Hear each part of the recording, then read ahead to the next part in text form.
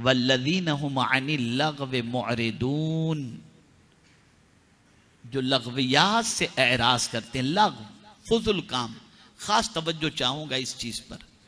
जो फुजुल काम से एराज करते हैं, बचते हैं।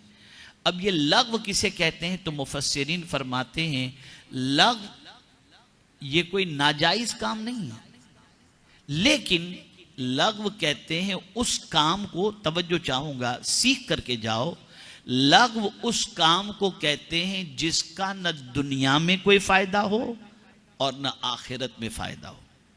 तवज्जो चाहूंगा, लग़्व उसको कहते हैं, फालतू फुजुल उसको कहते हैं जिसका न दुनिया में कोई फायदा हो और न आखिरत में फायदा हो, भले वो काम हराम न हो, लेकिन लग़्व फुजुल।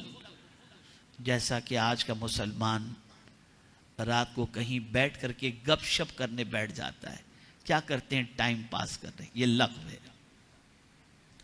आओ चलो कैरम खेल लेते हैं, आओ चलो थोड़ी देर बैठ करके ये फला चीज देख लेते हैं, फला काम कर लेते हैं। कोई दीनी चीज नहीं है, न दीनी फायदा है न दुनियावी फायदा।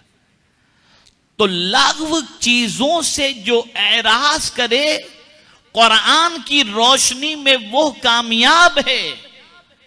और अगर आज के मुसलमानों का जायजा लिया जाए तो मोर देन 95% मुसलमान जो है वो लग़्व के अंदर अपनी जिंदगी गुजारते नजर आते हैं। ऐसे काम में जिंदगी गुजारते हैं जिस काम का न दुनियावी कोई फायदा है न उखरवी कोई फायदा है, और मुसलमान अपना टाइम उसके अंदर पास करता हुआ नजर आता है। कुरान कहता है जो मोमिन कामयाब हैं वो कौन से मोमिन हैं? जो लग़्व से परहेज करते हैं, फुजुल कामों से परहेज करते हैं। मेरे प्यारे आका सल्लल्लाहु तआला अलैहि वसल्लम के प्यारे दीवानों, तो जब फुजुल कामों से परहेज करने पर अल्लाह कामयाबी अता करता है और वो चाहता है कि फुजुल कामों से बचे, तो जो लोग हराम काम करते हैं, अल्लाह और उसके रसूल के हराम करदा चीजों के अंदर गिरफ्तार हैं, नाजायज काम करते हैं, अल्लाह उन्हें कैसे कामयाबी अता फरमाएगा? अल्लाह तो ये चाहता है कि जो मेरे महबूब के दीवाने हैं उनसे कोई फुजुल काम हो नहीं, बल्कि वो जो भी काम करें उसका फायदा दुनिया में भी उन्हें नसीब हो और आखिरत में भी नसीब हो। मेरे प्यारे आका सल्लल्लाहु तआला अलैहि वसल्लम के प्यारे दीवानों, इसीलिए अल्लाह के रसूल सल्लल्लाहु अलैहि वसल्लम ने फरमाया इस्लाम के हुस्न के अंदर यह है कि ला यानी बातों को छोड़ दिया जाए, यानी ये इस्लाम का हुस्न है। पता ये चला जो मुसलमान होगा वो फुजुल कामों में अपना वक्त ज़ाय नहीं करेगा, जो मुसलमान होगा वो फुजुल कामों में वक्त खर्च नहीं करेगा, जो मुसलमान होगा वो फुजुल चीज़ों से अपने आप को बचाता हुआ नजर आएगा, जो मुसलमान होगा वो लग़वियात से परहेज करता नजर आएगा। मुझे एक बुजुर्ग का वाक़या याद आ रहा है, अल्लाह अकबर। वो कई दिनों तक तो जिंदगी अपनी रोटी खाने में गुजारते रहे, फिर रोटी से जितनी कुव्वत मिली बैठ करके सोचने लगे कि मैं रोटी खाता हूँ तो रोटी को चबाने में जो वक्त जाता है, क्या रोटी के ज़रिए जितनी ताकत मुझे मिलती है मैं कोई ऐसी चीज़ अपनी ज़िंदगी में इस्तेमाल करूं कि रोटी से मिलने वाली कुव्वत जितनी कुव्वत मुझे नसीब हो जाए और मेरा वक्त बच जाए। तो उन्होंने सोचा कि मैं एक मशरूब तैयार कर लेता हूं जिसे मैं पी लूं, तो पीने में मेरा वक्त इतना बच जाएगा कि रोटी चबाने में इतना वक्त जो जाता है उतना वक्त मैं अल्लाह की तस्बीह कर सकता हूं। तो अल्लाह अकबर, उन्होंने काउंटिंग किया रोटी चबाने में जितना वक्त गुजरता है, एक लुकमे के चबाने में कई बार सुबहान अल्लाह वो कह सकते हैं। तो उन्होंने उसके बाद से मशरूब पीकर पीना शुरू कर दिया और उतना वक्त अल्लाह की तस्बीह में खर्च करना उन्होंने शुरू किया। अल्लाह वालों, इसलिए वो कामयाब थे। इसका मतलब ये नहीं कि आप भी रोटी खाना छोड़ दें, नहीं। जब मकाम बुलंद हो जाता है, सोच बड़ी हो जाया करती है, मेरे प्यारे आका सल्लल्लाहु अलैहि वसल्लम के प्यारे दीवानों, इसीलिए अल्लाह अज़्ज़ व जल्ल के हर बंदे को अल्लाह अपनी दोस्ती का ताज नहीं अता करता जब मकाम बहुत बुलंद हो जाता है कि बंदा फराइज से निकलकर नफिल की तरफ बढ़ना शुरू कर देता है और पूरी पूरी रात जब इबादत और रियाजत में गुजारने लगता है तो अल्लाह ताला मारिफत के दरवाजे उसके लिए खोल देता है। हमारा और आपका सुकून अच्छी गिज़ाओं के अंदर है और अल्लाह वालों का सुकून अल्लाह के जिक्र के अंदर मौजूद हुआ करता है।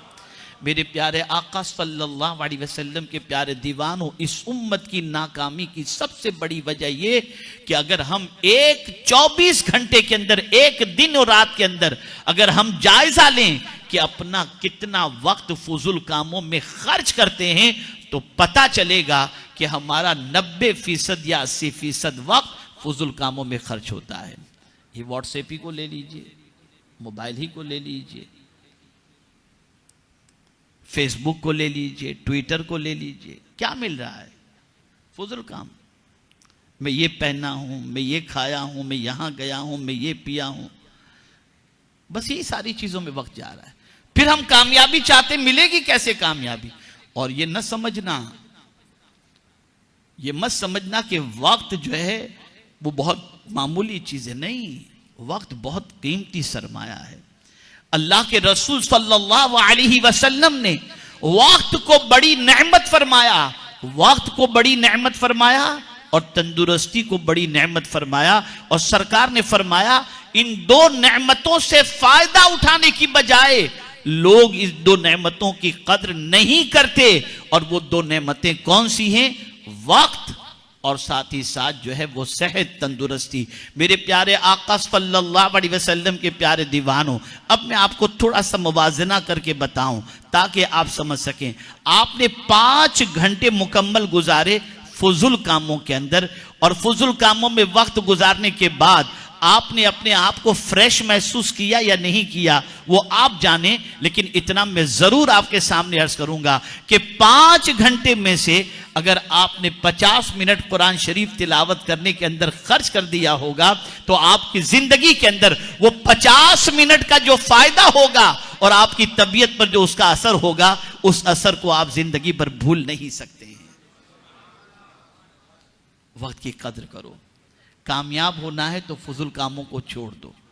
और खास तौर पर इस मुल्क के अंदर जो जॉब के लिए आए हैं, मुलाजिमत के लिए आए हैं, कारोबार के लिए आए हैं, बीवी बच्चों को छोड़ करके आए हैं, वो अपना वक्त ज़ाय करते हैं दूसरे कामों के अंदर। मत करो आप। अब तो आपको सारी सहूलतें मौजूद हैं। ऑनलाइन दीन सीखिए, आप तफसीर सुनिए, आप कुरान शरीफ का मुताला कीजिए, कुरान शरीफ का तर्जमा पढ़िए, आप अल्लाह अज़्ज़ व जल्ल का जिक्र कीजिए, अल्लाह के रसूल सल्लल्लाहु अलैहि वसल्लम पर दुरूद शरीफ पढ़िए। और बात दुरूद शरीफ की आई तो एक हदीस आज पहली बार मेरी नजर से गुजरी, बड़ी जबरदस्त हदीस। सुभान अल्लाह। कुरान ने कहा कद अफलह मन ज़क्काहा, मुराद को पहुंचा वो जिसने उसको पाक किया, यानी अपने मन को पाक कर लिया, अपने वजूद को पाक कर लिया। कैसे पाक करें, कैसे पाक करें? तो मेरे आका सल्लल्लाहु अलैहि वसल्लम फरमाते हैं सल्लु अलैया ज़कातकुम, मुझ पर दुरूद पढ़ो कि ये दुरूद तुम्हें पाक कर देगा। मुझ पर दुरूद पढ़ो कि ये दुरूद तुमको पाक कर देगा। पता चला कि दुरूद ऐसा अमल है कि इस दुरूद के जरिए अल्लाह ताला इंसान को पाक कर देता है। मैं थोड़ी सी गहराई में जाने की कोशिश किया कि दुरूद से इंसान कैसे पाक होता है, तो मुझे दूसरी हदीस का सहारा मिल गया कि मेरे आका सल्लल्लाहु अलैहि वसल्लम फरमाते हैं कि जो बंदा एक मर्तबा दुरूद पढ़ता है अल्लाह उसके 10 गुनाह माफ फरमाता है, 10 नेकियां अता फरमाता है और 10 दर्जे बुलंद फरमाता है। तो गुनाहों की वजह से हम नापाक हुए थे, एक दुरूद पढ़ा, अल्लाह ने 10 गुनाह को माफ करके हमें पाक फरमा दिया। तो ए रसूल आज़म सल्लल्लाहु अलैहि वसल्लम, अपने आप के दीवानों, अपने आप को पाक करो। जब तक कि नफ्स को पाक नहीं करेंगे हम कामयाब नहीं हो सकते। और कुरान मुकद्दस में अल्लाह अज़्ज़ व जल्ल ने एक और मकाम पर फरमाया वमन युतिइल्लाह व रसूलहु व यख्शल्लाह व यत्तक़ी फउलाइका हुमुल फाइज़ून। अल्लाह अज़्ज़ा व जल्ल इरशाद फरमाता है, जिसने अल्लाह की इताअत की और अल्लाह के रसूल सल्लल्लाहु अलैहि वसल्लम की इताअत की और अल्लाह से डरा, बेशक वही कामयाब हैं। पता चला कामयाबी अगर चाहिए तो नफ्स की नहीं सुनना, अल्लाह की बात माननी है और अल्लाह के रसूल की बात माननी है। और जो अल्लाह और उसके रसूल की बात मानेगा, कुरान ने उसको कामयाबी का मुज़्दा अता कर दिया, उसे कामयाबी की जमानत अता फरमा दी। मेरे प्यारे आका सल्लल्लाहु ताला अलैहि वसल्लम के प्यारे दीवानों, कभी हमारे जहन में ये बात आई कि गुनाहों की वजह से हमारा मन नापाक हो चुका है, हमारा वजूद नापाक हो चुका है, हम इसे पाक करें? हम तो कपड़ों की पाकी की फिक्र करते हैं, हम तो बदन की पाकी की फिक्र करते हैं, लेकिन ए रसूल आज़म सल्लल्लाहु अलैहि वसल्लम के दीवानों, अपने वजूद को गुनाहों के धब्बों से पाक करो। ये गुनाहों के धब्बे वो धब्बे हैं जिसकी वजह से इंसान का दिल सिया हो जाता है और इंसान के जिस्म से सुकून रुखसत हो जाया करता है।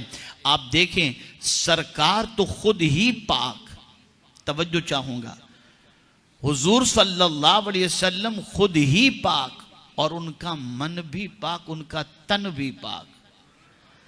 कि आला हजरत कहते हैं, तू जो चाहे तो अभी मैल मेरे दिल के धुलें, कि खुदा दिल नहीं करता कभी मैला तेरा।